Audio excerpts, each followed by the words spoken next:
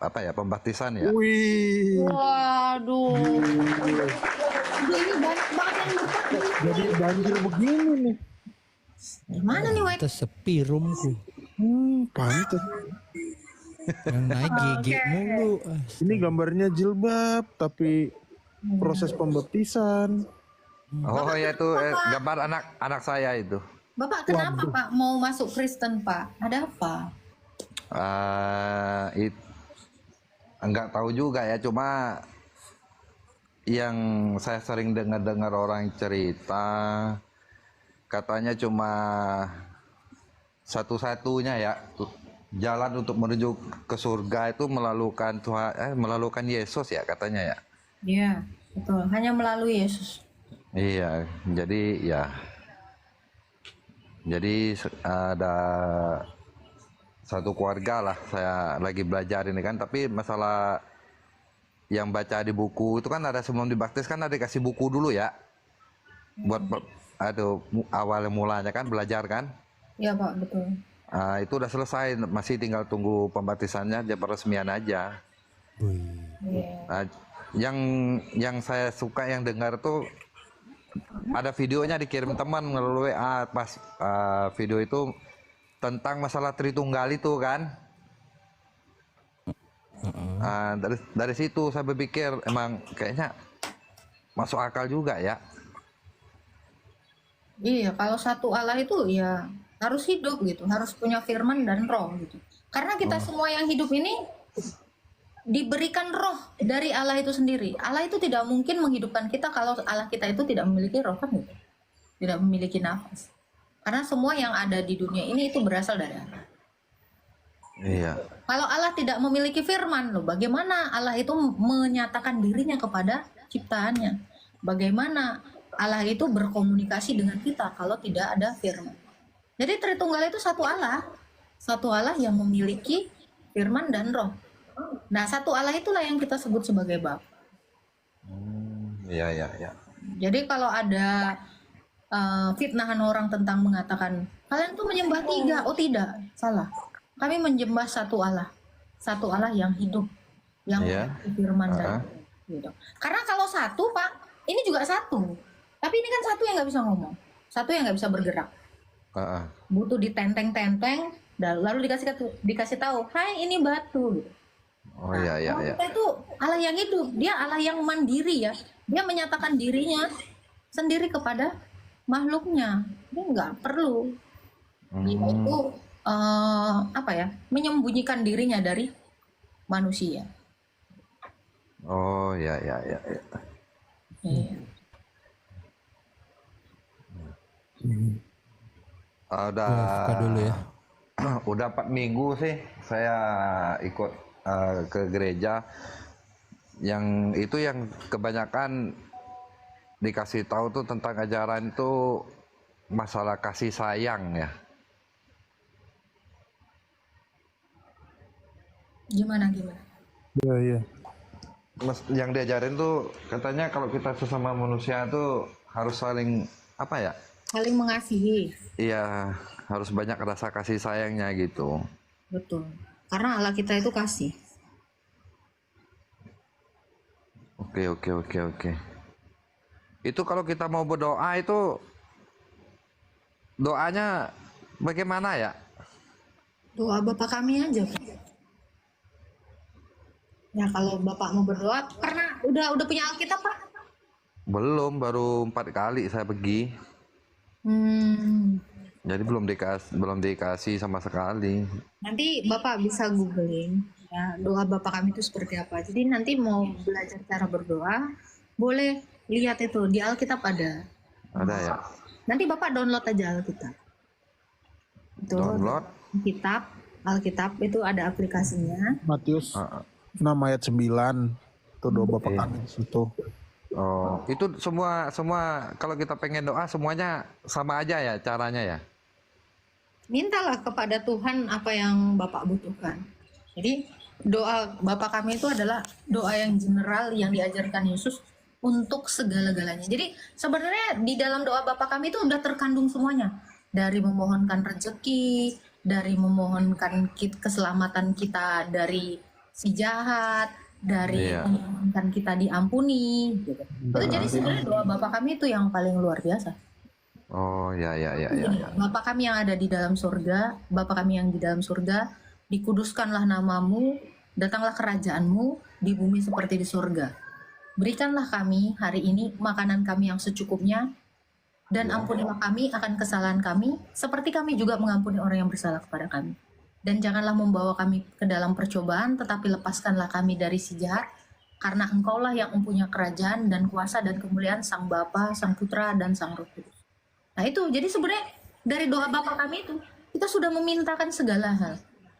Meminta rezeki, meminta diampuni, meminta dilindungi dari si jahat. Ini Oh. poinnya ini. Jadi Berarti apa kalau lagi? kita mau doa makan, doa minta keselamatan, berarti caranya sama semua ya? Kalau mau minta doa makan, ya Bapak tinggal berdoa aja. Terima kasih Tuhan atas rezeki ini gitu. Ucapkan terima kasih atas apa yang sudah kita dapat. Mau doa Bapak kami juga boleh. Jadi Oh, iya, iya, iya. ucapkanlah apa yang ingin kau ucapkan kepada Tuhan dengan kata-kata yang tidak begitu bertele-tele. Iya, kadang saya suka bingungnya. Iya, saya suka bingungnya nih kalau tapi ya namanya lagi belajar. Kadang-kadang saya bingung ngucapnya terima kasih Tuhan, apa terima kasih Tuhan Yesus, apa terima kasih Bapak di surga. Jadi mana yang tepatnya saya bingung sendiri. Karena tadi kan sudah saya jelaskan, Yesus Kristus itu satu di dalam Bapa. Jadi kalau kita meminta kepada Yesus, itu sama dengan meminta kepada Bapa. Karena Tuhan Yesus itu satu di dalam Sang Bapa. Oh ya. Oke, udah paham. Terima kasih banyak Mbak Gita ya. Ya, Tuhan berkati. Selamat malam semuanya.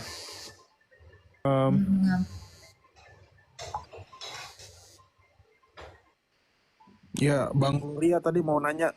Ya, shalom alaihim buat Kak Agatha, Bang Weka dengan Bang Prop. Makasih udah naik, udah dikasih kesempatan. Mau nanya dikit, Silakan. gini, saya kurang paham tentang pemahaman oneness. Itu pengertiannya gimana sih kalau oneness itu, Kak? Silakan Pak Prop. Pemahaman oneness itu dia tidak percaya akan iman Tritunggal. Jadi di dalam pemahaman oneness, saat dia mengatakan doa Bapa kami, ya Bapa itu ya Yesus. Firman itu Yesus juga. Roh Kudus itu ya Yesus juga. Gitu. Jadi kenapa Kristen menolak? Kenapa kita semua menolak oneness? Pertama, oneness itu tidak sesuai dengan apa yang diajarkan para rasul melalui Injil, melalui tulisannya. Yang kedua, dia mengatakan kalau Yesus adalah Bapa, Yesus juga adalah Roh Kudus. Artinya Yesus itu sedang bermain peran. Dia bermain peran. Kadang-kadang dia berpura-pura seperti Bapa, kadang-kadang dia naik ke surga tiba-tiba turun lagi dalam rupa Roh Kudus, dan kadang-kadang dia seolah-olah berbicara dengan dirinya sendiri. Contohnya waktu di Getsemani pada saat Yesus berdoa gitu. Jadi berbahayanya Yesus selain bermain peran, artinya kalau dia bermain peran, Yesus itu berarti sedang berdusta kepada kita, sedang berbohong. Dan resikonya kalau orang memiliki paham oneness, dia akan susah mengatakan Yesus itu adalah sepenuhnya manusia. Dia akan susah gitu. Karena di saat yang sama dia jadi manusia, di saat yang sama juga dia jadi Bapa. Di saat yang sama dia juga jadi Roh Kudus. Maka tidak mungkin Yesus itu sepenuhnya manusia. Sementara keselamatan kita itu berdasarkan pada tubuh kemanusiaan Kristus yang sempurna, yang mati di kayu salib. Oh, jadi bisa dibilang itu seperti bidat gitu ya, Bang ya? Bukan seperti bidat. Memang oneness ini adalah ajaran bidat yang pertama kali muncul dulu. Namanya adalah Sabellianisme. Dulu sudah pernah ada Sabellianisme. Dulu juga sudah pernah ada namanya Montanus gitu. Oh, oke. Montanisme. Terus kalau boleh satu lagi nih mau nanya, terkait kan saya mempelajari juga sedikit-sedikit tentang teks Masoret, Septuaginta. Nah, saya mau tanya sedikit tentang Vulgata mungkin kalau Pak Prof mengerti. Dia itu kan diterjemahkan ke dalam bahasa Latin kan? Nah, Betul. itu sumbernya itu dari Septuaginta atau teks lain, Pak? Bukan dari Septuaginta. Jadi Vulgata Iya. itu gini. Pada masa itu gereja menetapkan satu teks doang pada Konsili Kartago. Dan itu adalah teks Septuaginta dan Perjanjian Baru. Itu yang dikanonkan di Kartago. Namun meskipun begitu di gereja Roma itu sudah ada Vulgata sebelumnya. Namanya Vulgata Vetus Latina. Abang coba catat namanya Vetus Latina. Vulgata Vetus Latina ini tidak pernah diketahui juga oleh saudara-saudara Katolik siapa yang membuat. Karena Vetus Latina itu, Vetus itu artinya adalah Vetus itu artinya sederhana. Jadi dia menggunakan bahasa sehari-hari, bukan bahasa formal. Seperti kita pakai dalam tulisan itu ya, ada EYD gitu. Nah, ini nggak pernah diketahui siapa yang nulis, siapa yang membuat, dan akhirnya waktu itu Paus namanya Paus Damaskus itu untuk mengatasi Vetus Latina ini dia minta kepada asistennya yang namanya Hieronymus untuk belajar di Israel, belajar kepada orang-orang yang ada di tanah Yerusalem untuk menerjemahkan ulang teks untuk gereja Katolik. Jadi Vulgata yang diterjemahkan oleh Hieronymus itu bukan dari Septuaginta, bukan juga dari Vetus Latina, tapi Hieronymus mengambil dari kanon orang-orang Yahudi pada waktu itu yang menolak Kristus, dan hasilnya itu membuat ada distorsi jumlah dari Vulgata versi Katolik dengan Septuaginta yang dipakai oleh Ortodoks sampai sekarang. Gitu. Itu makanya ada perbedaan. Gitu, Bang. Oke, terima kasih, ngerti banget. Berharap banget sesegera mungkin lah kalau bisa bahasa Indonesia ini ada Septuaginta versi terjemahan Indonesia. Untuk Pak Prof semangat. Untuk Kak Agatha juga terima kasih. Saya bertanya seperti ini bermaksud juga karena selama ini kan saya mempelajari. Saya ingin iman saya itu hidup, nggak hanya kata ini. Jadi saya pengen mempelajari gitu. Sekali lagi terima kasih untuk semua. Bang Weka juga kiranya Tritunggal Maha Suci memberkati. Amin. Amin, Bang. Tak, ini ada yang Amin, nanya amin. katekisasi jam berapa ya? Ini hari apa, Prof? Katanya ada hari ini ya? Rabu? Bang ya? Senin, biasanya Senin. Katekisasi untuk ini ya, untuk orang yang mau masuk ortodoks iya. Itu biasanya hari Rabu dan Jumat ya. 2 kali. Tunggu ya, aku cek dulu WA Rom.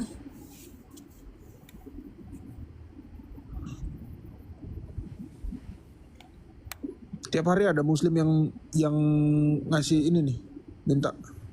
Ini ada 3 orang. Kasih paus. Oh. Apa?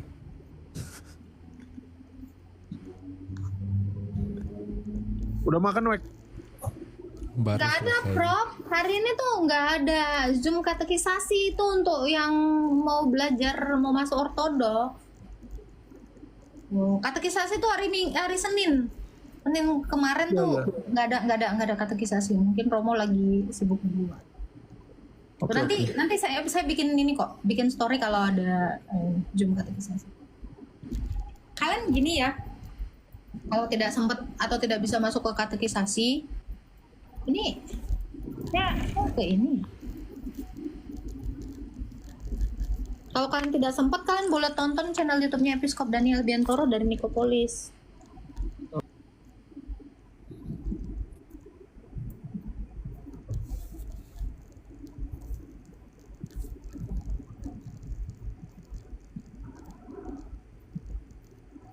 Oke, lanjut. Ini ada Zai.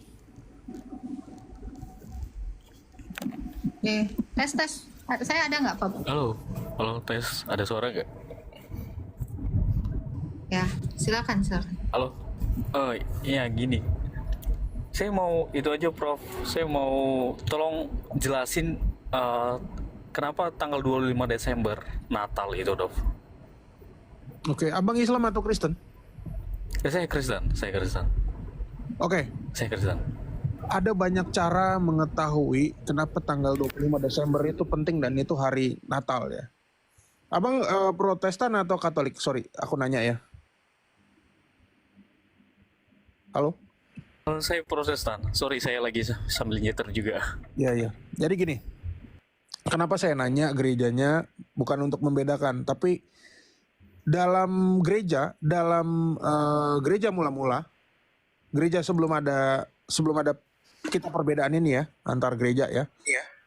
Kitab suci kita itu cuma satu. Tadi yang saya bilang, kitab suci kita hanya satu, Perjanjian Lama, yaitu Septuaginta.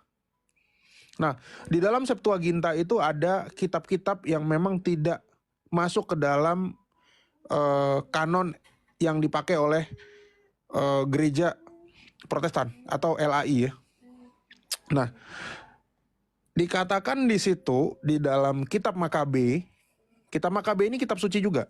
Dan ini kitab yang dikanonkan di dalam gereja yang universal atau gereja semesta. Di dalam 1 Makabe 4 ayat 59, wait, aku ini ya, coba ya.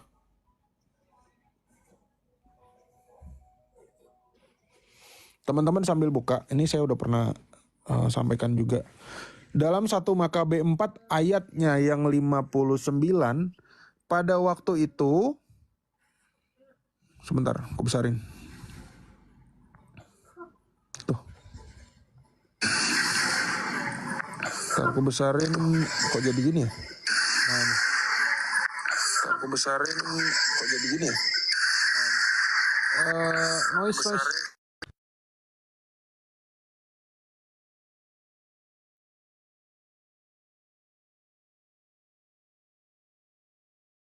Kamera si WK. Ya, kelihatan?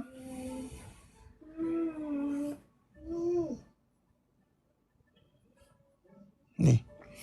Di dalam 1 Makabe 4 ayat 59, di sini ada hari raya pentahbisan bait suci yang dilakukan oleh Judas Makabe. Nih. Bait Allah ditahirkan dan ditahbiskan ayat 36. Ini kejadiannya adalah 2 abad sebelum Masehi. Namun di ayat 59, hari raya pentahbisan bait suci ini dirayakan pada tanggal 25 bulan Kislev. Ya, kelihatan nggak Bang? Aku bacain ya. Yudas serta saudara-saudaranya dan segenap jemaah Israel menetapkan sebagai berikut. Perayaan pentahbisan mezbah itu tiap-tiap tahun harus dilangsungkan dengan sukacita dan kegembiraan 8 hari lamanya tepat pada waktunya mulai tanggal 25 bulan Kislev. Kelihatan nggak? 25 bulan Kislev. Iya, kelihatan Prof. Oke. Bulan Kislev itu adalah bulan 9 di dalam Judaisme. Tapi kalau di dalam kalender sekarang itu adalah bulan Desember. Bulan Desember. Ya. Bahkan Yesus pun itu merayakan, tadi hari raya pentahbisan bait suci ya, tanggal 25 Desember ya. 25 bulan Kislev ya. Saya tanya, bulan Desember ini musim apa Bang? Dingin. Musim dingin, betul ya? Betul nggak? Oh. Iya, Prof. Dingin, Prof. Musim dingin kalau Desember. Nah, tapi apakah saya cocok logi? Kita lihat di dalam Yohanes 10 ayat 22. Nih. Tidak lama kemudian, Papa bikinin es teh. bentar. Kekecilan ya, sebentar aku ganti device dulu. Kekecilan. Pinjam dulu deh. Papa bikinin. Iya. Tunggu. Kenapa Nih, masih Papa? kecilin ya. Tunggu Bang. Yohanes 10 ayat 22 kita baca. Yohanes 10 ayat 22. Tuh.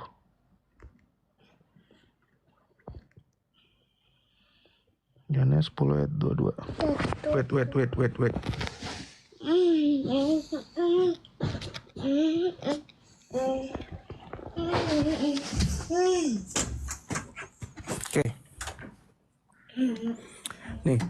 Tidak lama kemudian, tibalah hari raya pentabisan bait Allah di Yerusalem. Ketika itu, musim dingin, bener ya tulisannya?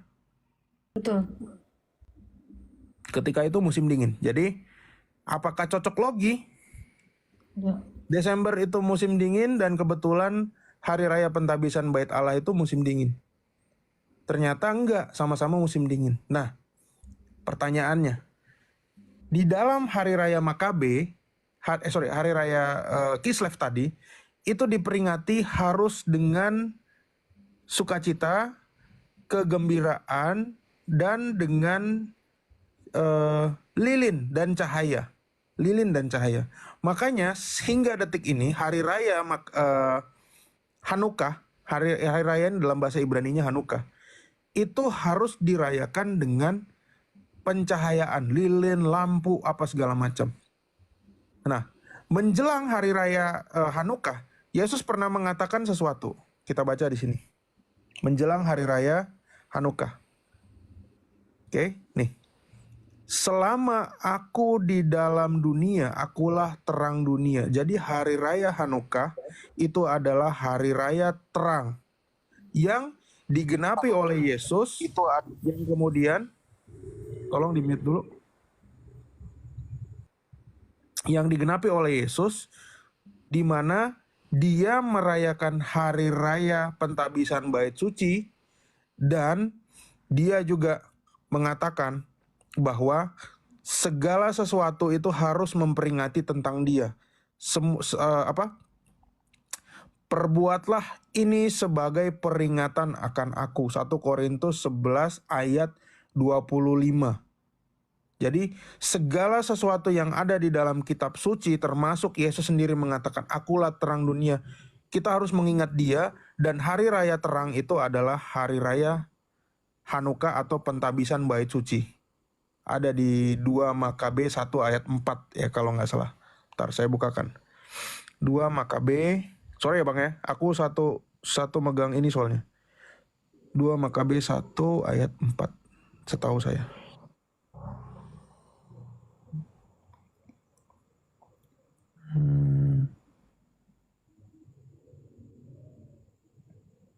Ntar, ini 2 Makabe 1 ayat 4. Ini tentang pentabisan bait Allah juga.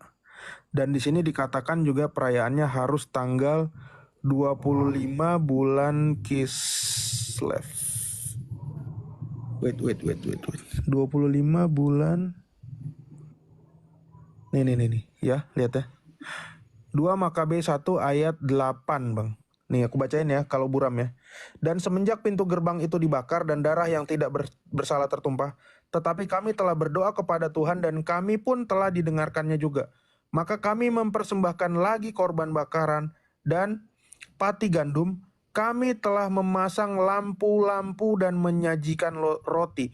Itu sebabnya sampai sekarang pun orang-orang Israel yang merayakan Hanukkah itu menggunakan lampu-lampu atau lilin. Gitu. Abang tahu nggak perayaan Hanukkah itu tanggal berapa? Tadi kan saya bilang 25 Desember, betul kan? Betul nggak? Iya. Nah, abang pernah tahu nggak hari raya Hanukkah itu tanggal berapa? Kalau dirayakan Kurang sama tahu. orang Yahudi. Oke, teman-teman buka. Kurang tahu, Bang. Oke, teman-teman buka, ini hari raya orang Yahudi ya. Lihat. Tanggal berapa? Kelihatan? 5 Desember. Tadi saya bilang kan 25 bulan Kislev kan? Kislev itu Desember atau bukan? Iya. Toh. Nih, nanti dirayakan 25 Desember. Tadi katanya berapa hari? 8 hari. Nah, tapi kalau di mereka itu habisnya sampai 2 Januari. 8 hari lamanya. Tapi kalau kita orang Kristen, kita hitung ya. 25 Desember, 1. 26, 27, 28, 29,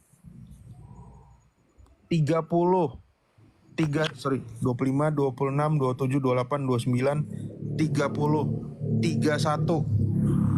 31 ya. 8 hari berarti?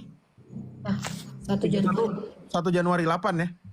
Ini sebabnya penanggalan 1 Januari atau tahun Masehi itu jatuhnya di tanggal 1 jatuh 8 hari dari 25 Desember, jatuhnya di tanggal 1 Januari. Itu karena orang Yahudi wajib memberikan nama anaknya pada hari ke-8 pada saat dia disunat.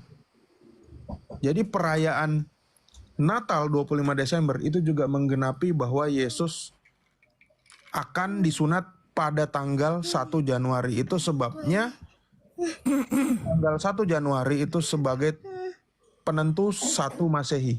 Penentu tanggal pertama dalam tahun Masehi. Gitu, Bang.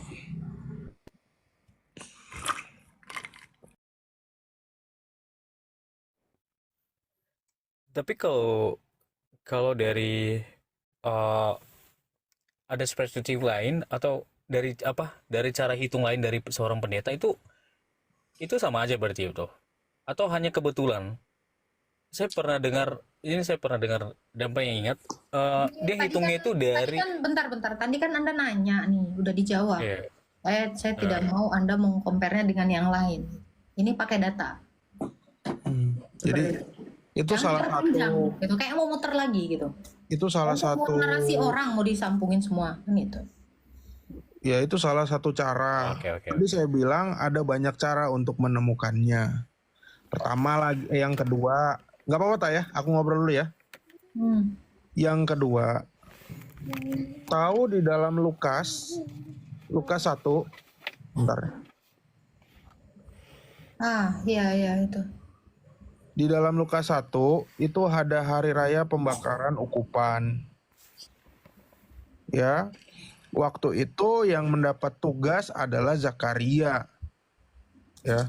Pada suatu hari tiba giliran rombongannya Zakaria melakukan tugas keimaman di hadapan Tuhan. Sebab ketika diundi sebagaimana lazimnya untuk menentukan imam yang bertugas, dialah yang ditunjuk untuk masuk ke dalam bait suci dan membakar ukupan. Ini Bang. Lukas 1 ayat 8 sampai 9. Nah, hari raya pembakaran ukupan ini di dalam kitab Taurat ini adalah hari raya Yom Kippur. Yom Kippur. Nah, pada saat hari raya pembakaran ukupan, Zakaria bertemu dengan malaikat. Saat dia bertemu dengan malaikat, malaikat memberitahu bahwa doamu telah dikabulkan dan Elizabeth istrimu akan melahirkan seorang anak laki-laki bagimu dan haruslah engkau menamai dia Yohanes. Disinilah pemberitahuan bahwa Zakaria akan punya anak yang namanya Yohanes. Jadi kita ingat ya, ini hari raya pembakaran ukupan bener ya, atau Yom Kippur. Nah, setelah kejadian Yom Kippur ini tahun berapa kira-kira tanggalnya? September. Nggak ada yang tahu. Ya, kita hitung gini ya. Orangnya Yom saja Kippur. sudah turun. Kenapa? Lanjut Orangnya Prof, saja lanjut, sudah Prof. turun. Udah Anda diem dulu. Sabar. Aku ya. aja, aku sendirian di sini. Ya, Sabar. sabar lah. Yang Islam. Ya. Aku aja. Sopan. Sabar.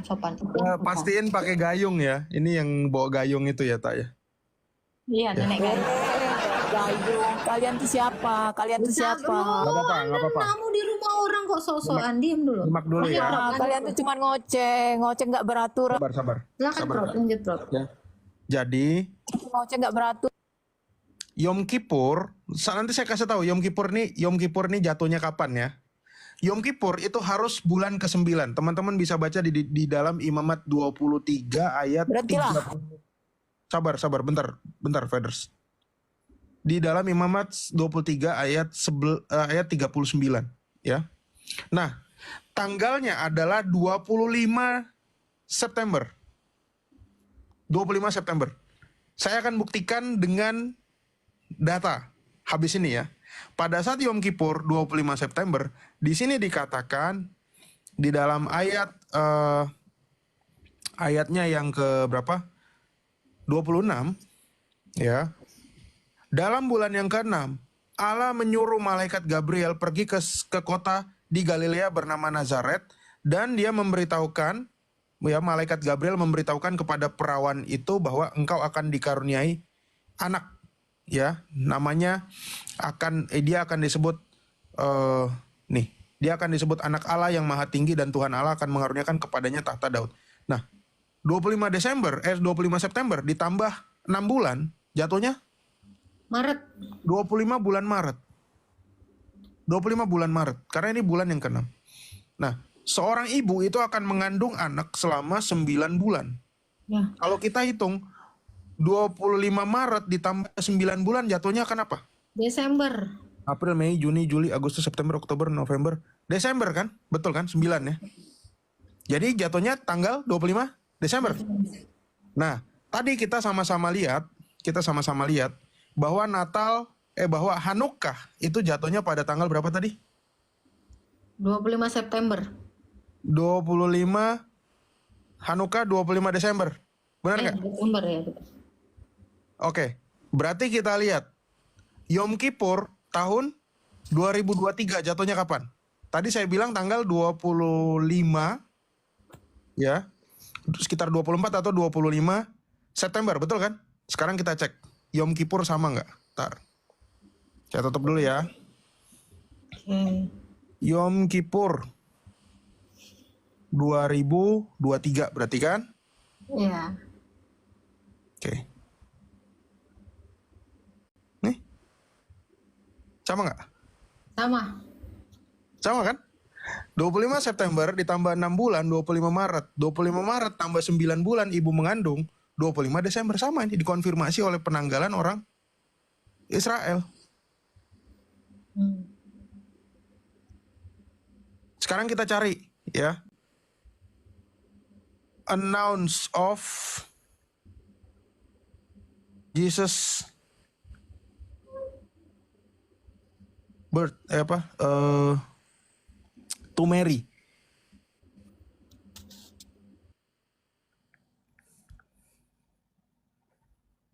Tanggalnya akan jatuh di tanggal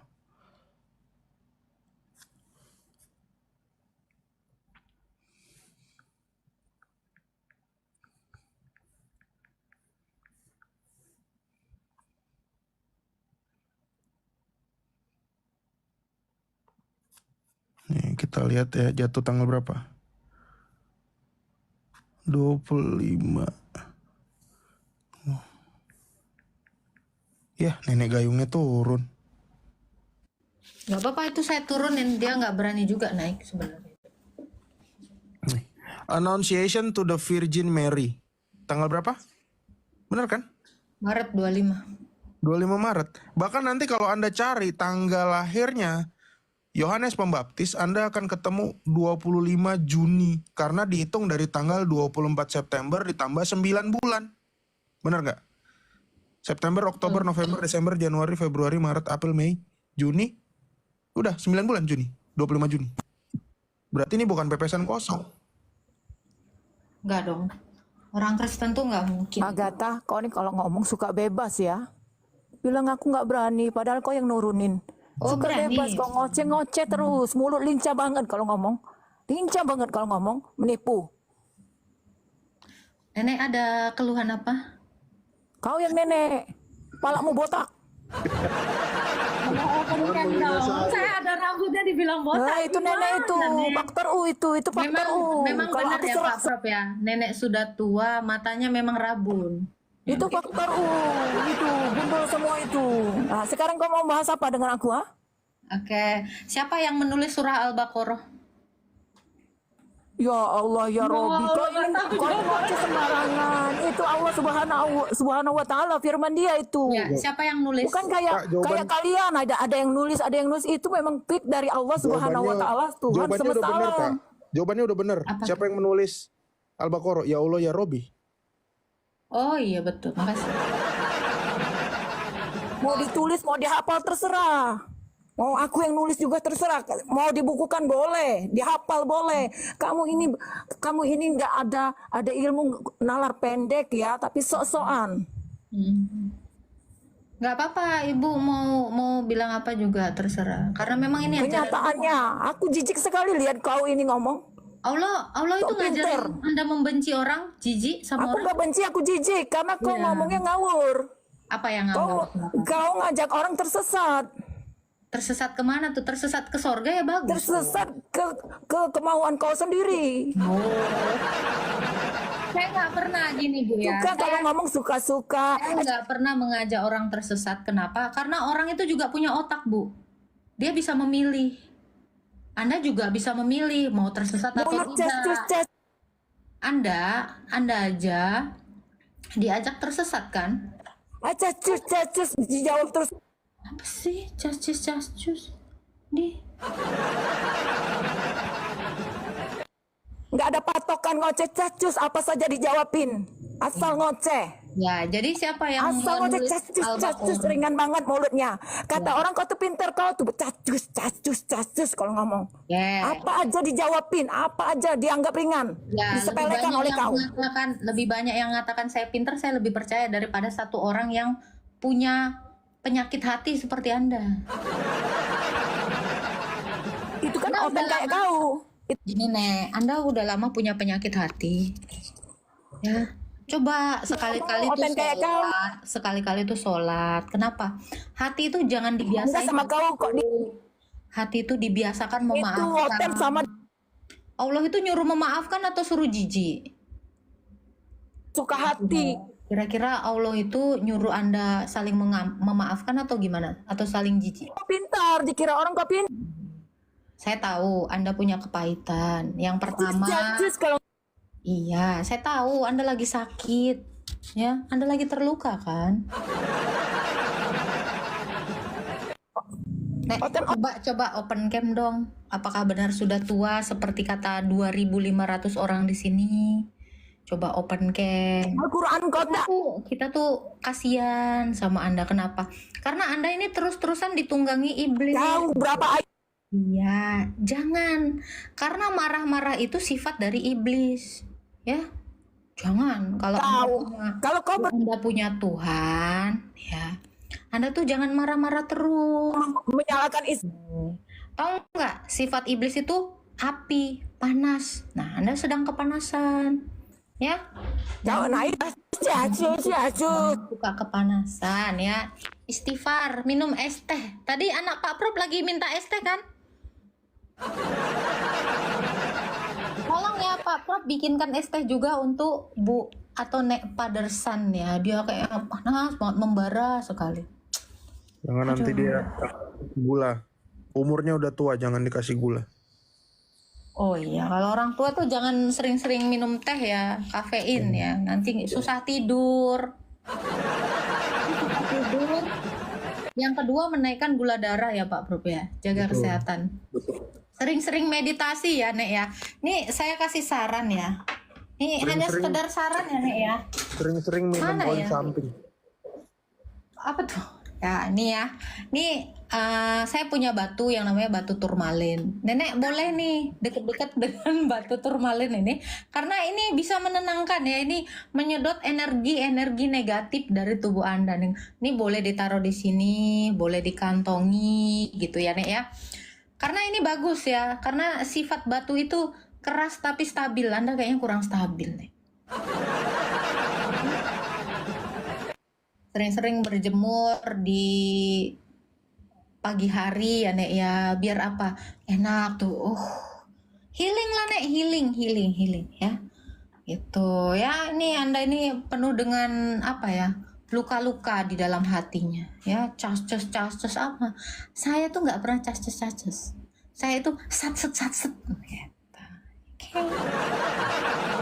Lupa ya, ini batu berkhasiat ya Nek. Nenek boleh coba. Nanti Nenek ya coba tidur dengan batu Nek. Karena batu itu mengandung energi positif gitu ya. Jadi Anda tuh nggak negatif terus. Ya, karena tapi ingat ya Nek, tapi ini batunya nggak bisa ngapus dosa. Jadi saran saya jangan dicium, terus Anda berpikir dosa Anda terhapus, nggak bisa. Ya, ini jangan dijadikan berhala ya. Tapi boleh lah kalau Anda misalnya cebok mungkin keran airnya mati ya boleh dibikin cebok, boleh. Sunnah ya Prof ya? Sunnah. Sunnah. Nah, ini juga boleh diajak tidur gitu. Lumayan nih buat di sini tuh gitu. Diangetin dulu gitu ya. Jangan lupa bekam. Itu juga sunnah. Angetin. Ya, masukin microwave dulu ya 2 menit. Ya, anget. Jadi anget tuh enak tuh diginiin gitu ya. Sering-sering semedi nih, nanti saya transfer energi dari sini ya. Kalau marah Kalau terus nggak- tuh setannya punya teman. banyak gitu. Betul, setannya banyak. Kalau nggak punya teman di rumah juga bisa diajak ngomong batunya ya. Barangkali Ya, batunya bisa meningkatkan itu pahala. betul. Nah, nanti ya, pagi-pagi bangun tidur, misal sendiri ya, mungkin nenek ini sendiri ya. Assalamualaikum batu, boleh. Jadi curhatlah sama batu. Karena sesungguhnya curhat dengan batu itu lebih bermanfaat dan lebih aman, terjaga rahasianya ya Pak Prof ya. Nggak Soalnya akan kalau kita membocorkan. curhat sama orang, nanti bawel kemana-mana rahasianya. Mending curhat ke batu. Karena batu menyimpan rahasia sangat dalam. Keras banget loh. Oke. Semangat ya Nek ya. Dan curhatku